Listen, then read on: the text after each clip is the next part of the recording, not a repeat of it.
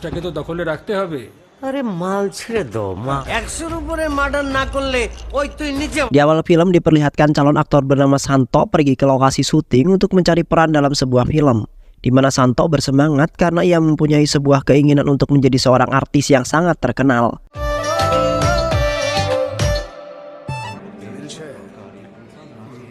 Dan di satu sisi juga Santo adalah seorang anak yatim piatu yang hidup seorang diri dan memiliki tekad yang sangat tinggi agar masa depannya menjadi sangat indah. Ketika di sana Santo bertemu dengan seorang asisten desainer bernama Julie yang tidak sengaja telah mengirimnya ke lantai penari. Karena pada saat itu Julie sedang kesal terhadap pemeran utamanya yang sangat ribet dan bawel bernama Raj. Raj selalu saja menghina ataupun menilai jelek jikalau apa yang mereka lakukan tidak sesuai dengan kemauan dirinya. 1, 2, 3, 4. আরে টেকে যাবো তো। Hingga pada saat itu pun Raj setelah mengusir Santo karena orang-orang di sana telah memuji akan ketampanannya yang luar biasa dibandingkan Raj. Di mana Raj tidak ingin melihat seorang pun yang berada di lokasi syutingnya yang melebihi ketampanan dirinya. Seketika Santo yang awalnya bersemangat langsung berubah sedih, yang padahal ia sangat bersungguh-sungguh dalam mengikuti syuting tersebut. Sementara itu Julie merasa bersalah terhadap Santo di mana Julie telah mengirimnya ke ruangan yang salah. Sehingga pada saat itu pun Santo langsung dikeluarkan oleh Raj. Yang kemudian Julie pun mengatakan bahwa ia akan membantu Santo agar diterima kembali menjadi aktor dalam film tersebut. Sontak Santo pun merasa sangat senang karena impian yang sudah lama ia inginkan akhirnya dapat terwujud juga. Di saat pemulaian casting, Santo terlebih dahulu melakukan sebuah tes untuk menentukan sebuah pemeran dalam film tersebut. Akhirnya Santo pun lulus tes kemudian langsung memerankan sebuah film pendek dan menjadi seorang pemain latar belakang, di mana telah membuat Santo kelelahan dan seperti tidak menikmati perannya tersebut. Dan ketika syuting telah berakhir, Santo kemudian mengeluh kepada Julie mengenai peran yang tidak ia sukai itu. Karena peran tersebut tidak terlalu mencolok terhadap penonton sekaligus tidak membuat Santo seketika terkenal. Sontak Julie pun tertawa karena sikap Santo yang sangat lucu karena ia ingin menjadi langsung terkenal. Yang padahal semua artis-artis terkenal sebelumnya telah menjadi pemain latar belakang terlebih dahulu. Julie kemudian mengatakan bahwa ia akan selalu menuntun Santo sampai menjadi seorang artis yang terkenal. Karena Julie sangat bangga terhadap Santo yang memiliki tekad yang sangat kuat untuk mewujudkan impiannya tersebut. Ketika Santo dan Julie sedang melihat Raj melakukan syuting bersama beberapa preman, seketika Santo berkeinginan menjadi seorang pemeran pertama yang pastinya akan menjadi sorotan para penonton. Santo kemudian meminta kepada Julie untuk mengabulkan permintaan itu karena Santo sangat sekali menginginkan hal tersebut. Sementara itu di tengah-tengah adegan, Raj yang dengan beberapa preman tersebut malah bertengkar yang kemudian membuat sutradara Rocky dan Julie menjadi kewalahan untuk melerai pertikaian tersebut. Alhasil Santo pun turun tangan dengan terpaksa karena suasana kini tidak terkontrol yang membuat syuting menjadi sangat kacau. Santo kemudian menghajar preman-preman itu hingga kewalahan dan tidak berani lagi untuk melawan Santo yang terlihat sangat gagah perkasa. Santo sangat tidak ingin melihat dunia perfilman telah dirusak oleh orang-orang yang tidak memiliki potensi dalam berakting. Yang akhirnya para preman itu pun meninggalkan tempat tersebut. Sementara itu Rocky sangat tertarik dengan gaya pertarungannya Santo yang sangat luar biasa tersebut, di mana Rocky berniatan ingin memasukkan Santo dalam film terbarunya. Di samping itu juga Santo dan Julie telah menyelamatkan seorang ibu hamil yang merupakan tetangga rumahnya. Yang pada saat itu Santo dengan sigap membantu ibu hamil tersebut sampai ke rumah sakit dengan selamat. Sampai-sampai Santo juga berusaha mencari pendonor darah bagi Bumil tersebut karena ia tidak ingin melihat Bumil itu celaka. Yang akhirnya Bumil tersebut pun melahirkan seorang bayi dengan selamat. Yang kemudian mereka semua memuji Santo yang telah mereka anggap sebagai pahlawan kompleknya. Namun tidak hanya itu saja, Rocky yang berada di sana pun telah memuji Santo yang ternyata mempunyai bakat yang terpendam dalam dunia perfilman. Rocky kemudian mengatakan bahwa ia akan mewujudkan impian Santo dengan memberinya sebuah peran menjadi seorang penjahat dalam film terbarunya. Dan pada saat itu pun, Santo akhirnya menjadi kebanggaan semua orang di kompleknya.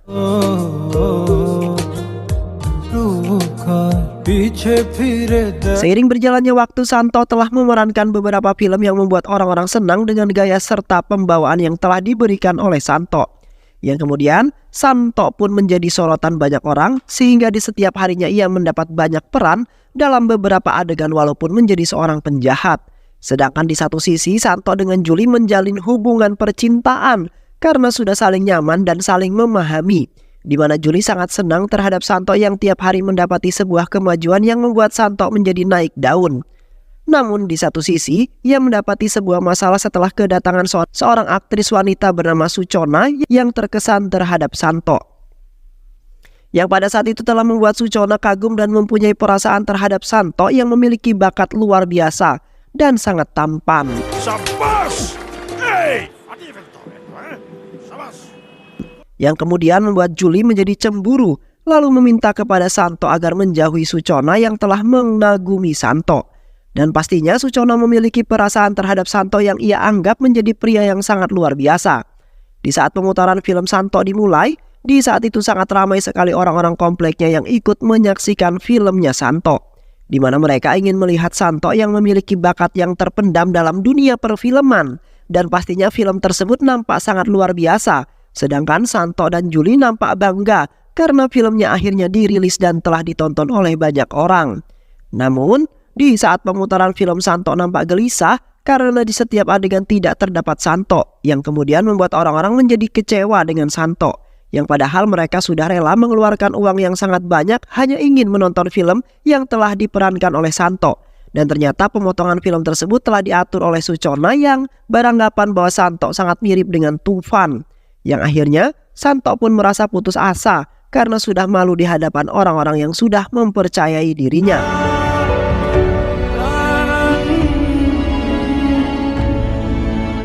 Yang kemudian Santo hendak melakukan bunuh diri dengan alasan frustasi dan tidak ingin menjadi seorang aktor dalam film tersebut lagi.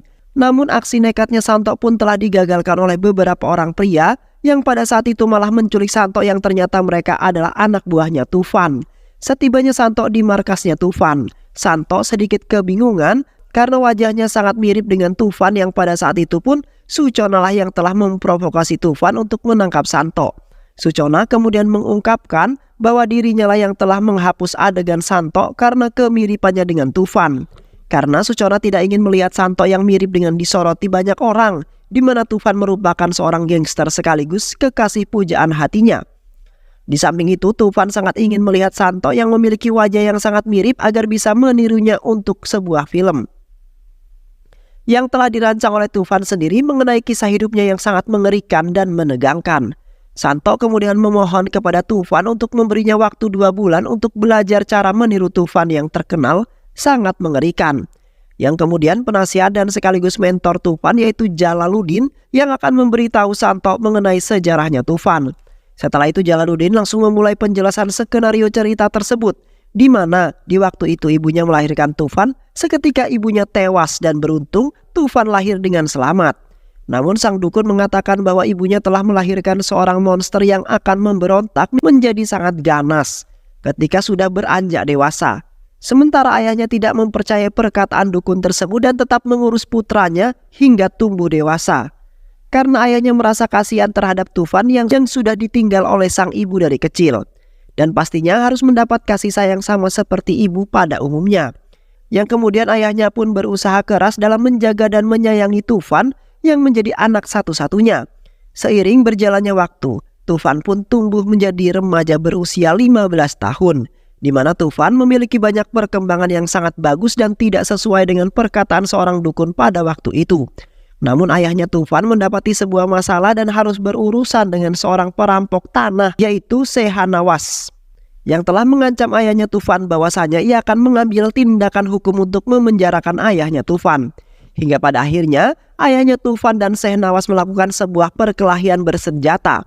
Namun pada saat perkelahian tersebut ayahnya Tufan telah kalah dan tewas. Karena kalah jumlah, sontak Tufan yang melihat hal tersebut merasa tidak terima. Yang kemudian Tufan pun langsung mengambil sebuah parang lalu menebas kepala Sehnawas. Dan semenjak itulah Tufan terlahir menjadi seorang monster yang sangat kejam dan beringas. Di samping itu pun, Tufan dijerat sebuah kasus pembunuhan yang sangat kejam, di mana polisi langsung membawa Tufan ke jalur hukum lalu dijebloskan ke dalam penjara seumur hidup. Namun ketika di pertengahan jalan, polisi tersebut telah dihadang oleh seorang gangster lokal bernama Basir yang sudah mengetahui mengenai Tufan. Basir kemudian meminta kepada polisi tersebut agar menutup kasus itu secara diam-diam. Sementara Basir akan membayar semua sebagai imbalan ataupun suapan.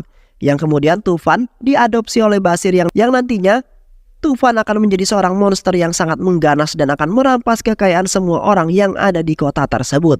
Selain itu juga Basir mempunyai niatan ingin mewariskan tahtanya menjadi seorang gangster yang ditakuti oleh semua orang, sehingga nantinya penghasilan Basir akan bertambah, bahkan akan naik daun di setiap bulannya berkat Tufan yang akan menguasai kota.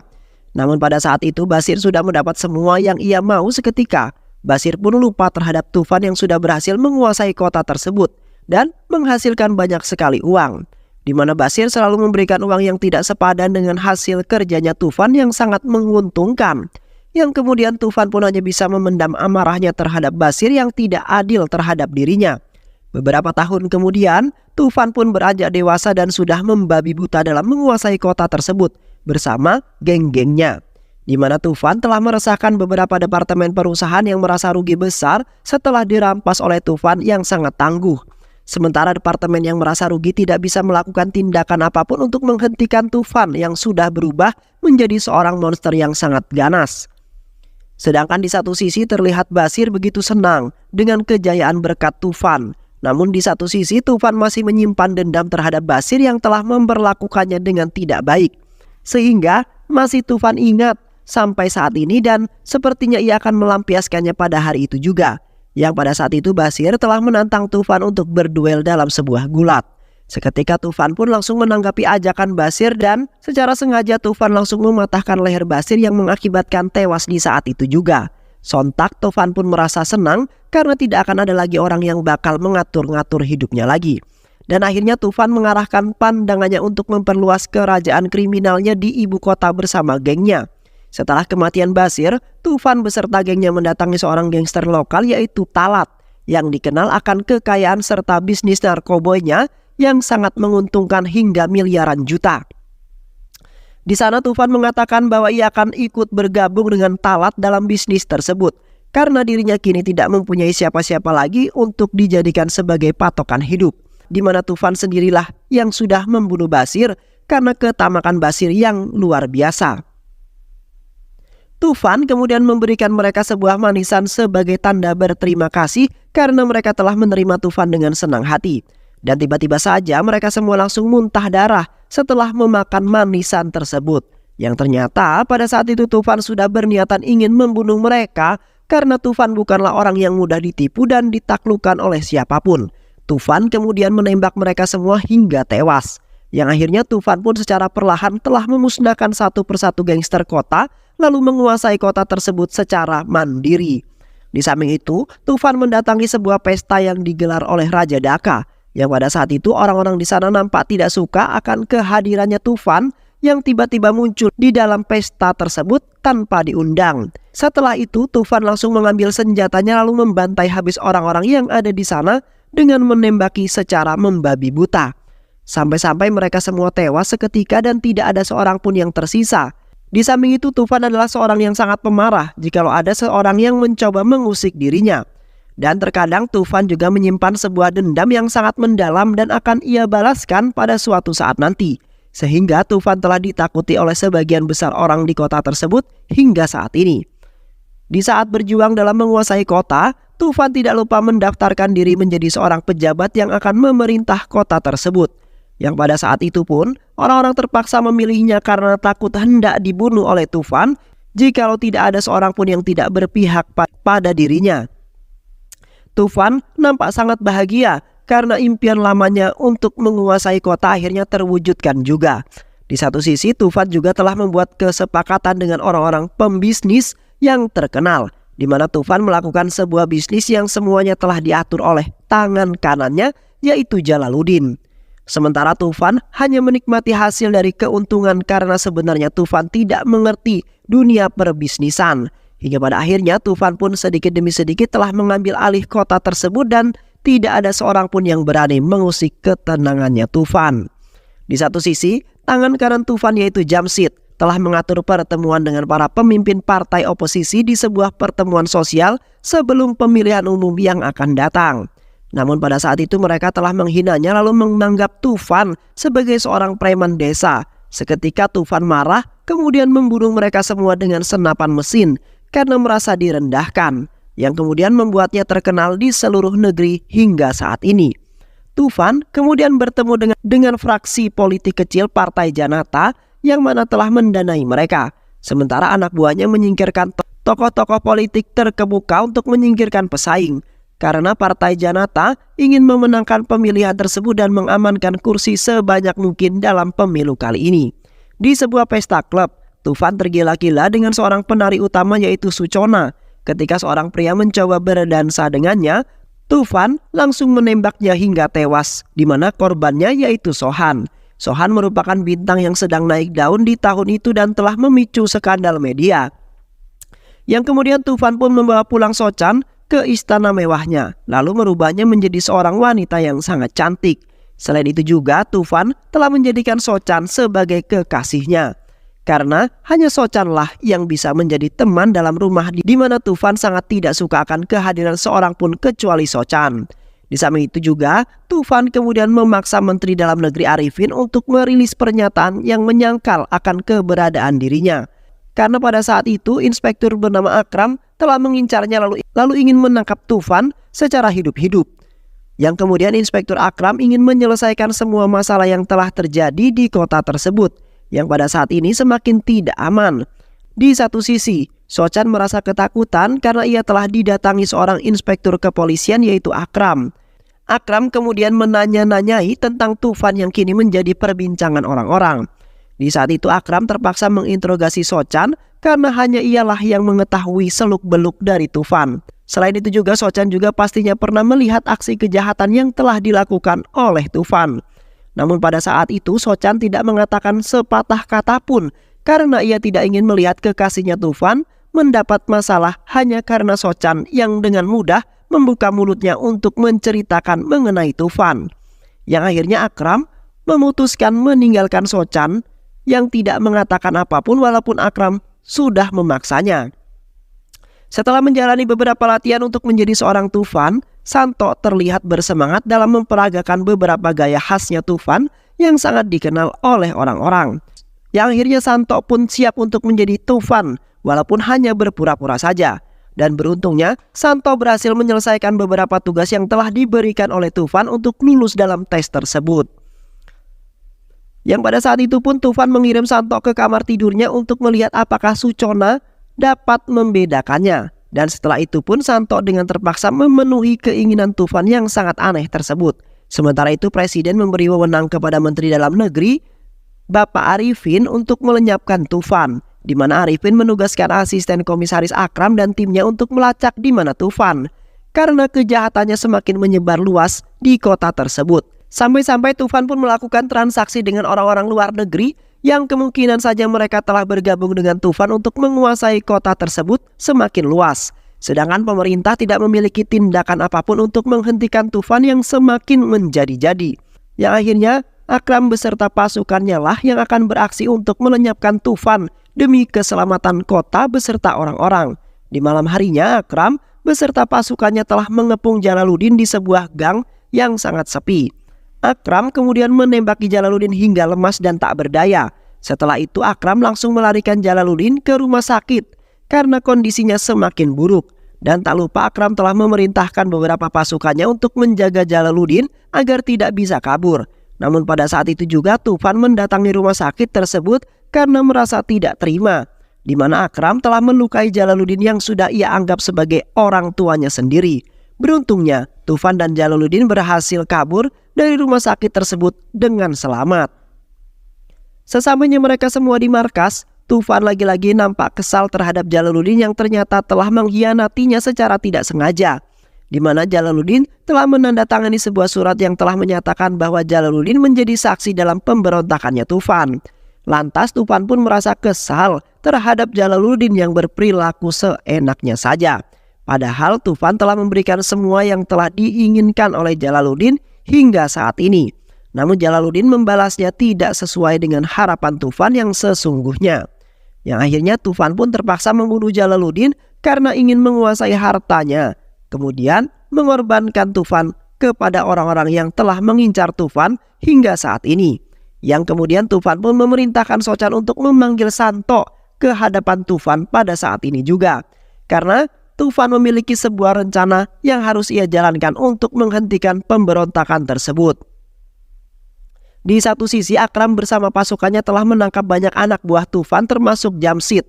Selain itu juga Akram telah menangkap beberapa antek-antek Tufan yang sedang melakukan transaksi ilegalnya, di mana Akram ingin membuat Tufan semakin panas dan melakukan penyerangan balik karena merasa tertekan. Sedangkan di satu sisi Tufan terlihat begitu panas dengan apa yang telah dilakukan oleh Akram terhadap dirinya. Kini Tufan tidak memiliki rencana cadangan untuk menghabisi Akram yang semakin bersemangat dalam memburu Tufan. Yang kemudian Tufan pun memutuskan untuk mengorbankan Santo sebagai gantinya, karena hanya Santo lah harapan besar yang pastinya dengan isu mengenai kematian Tufan yang ternyata adalah Santo akan menyebabkan dunia maya gempar dan menjadi perbincangan orang-orang. Dan setelah itu pun Tufan mengandalkan Sochan dalam rencana tersebut. Keesokan harinya Tufan pun langsung meluncurkan aksinya dengan mengandalkan Santo sebagai umpannya. Tufan kemudian memerintahkan Santo mendatangi ruang pertemuan bersama orang-orang pembisnis. Sedangkan Tufan melakukan aksi melarikan diri hanya sementara waktu agar isu tentang kematian dirinya beredar di mana-mana. Santo kemudian langsung bergegas untuk menghadiri acara tersebut. Sementara Sochan telah memberitahu Akram mengenai tujuan Santo yang menyamar sebagai Tufan. Yang pada akhirnya Akram pun menghadang mobil Santo di pertengahan jalan. Dan seketika Akram pun langsung menembaki Santo dengan membabi buta, di mana Akram telah menganggap Santo adalah Tufan. Hingga pada akhirnya berita mengenai kematian Tufan tersebar luas hingga ke beberapa kota, yang pada saat itu pun telah membuat orang-orang bahagia termasuk Tufan yang mendengarnya lewat saluran berita, sehingga membuat dirinya saat ini menjadi sangat tenang. Kemudian melakukan sebuah liburan terlebih dahulu untuk merayakan kemenangan yang ia dapatkan. 3 hari kemudian, terlihat Akram mempertanyakan mengapa Suchona mengkhianati Tufan yang padahal Tufan adalah kekasihnya sendiri. Suchona kemudian mengungkap bahwa selama ujian Santo ia secara tidak sengaja memberitahunya bahwa Tufan hanyalah bermaksud menggunakannya sebagai pengganti, yang kemudian membuat Santo memohon agar ia diselamatkan. Karena takut akan sifat Tufan yang kasar, Santo akhirnya memutuskan untuk bertindak sebagai Tufan dan telah melakukan beberapa kejahatan sebagai syarat ujian tersebut. Suchona kemudian mengatakan bahwa ia sebenarnya sangat tidak suka terhadap Tufan yang hanya ingin memperbudak orang-orang. Yang kemudian Suchona pun meminta kepada Akram untuk membuat sebuah rencana untuk membunuh Tufan, di mana saat ini Tufan sedang melakukan sebuah perjalanan untuk berlibur. Sementara itu Tufan ternyata masuk ke dalam perangkap Akram, di mana di sana sudah terdapat banyak sekali pasukan Akram yang siap untuk membunuh Tufan, dan pastinya Tufan akan tewas. Dan setelah itu pun Akram mengucapkan ribuan terima kasih karena telah membantunya dalam menjebak Tufan yang susah untuk ditaklukkan. Di malam harinya Akram bergegas ke rumah sakit dengan tergesa-gesa. Di sana Akram membunuh satu persatu perawat dan dokter di setiap ruangan yang telah Akram lewati. Yang pada saat itu Akram memasuki sebuah ruangan pasien yang ternyata itu adalah Santo yang masih hidup. Yang kemudian Akram memberikan sebuah jabat tangan sebagai tanda keberhasilan Santo yang sudah bekerja sama untuk menjebak Tufan, dan film pun selesai. Baik sahabat, itulah alur cerita film Tufan. Mudah-mudahan sahabat semua terhibur dengan alur cerita film ini. Sehat selalu. Wassalamualaikum warahmatullahi wabarakatuh.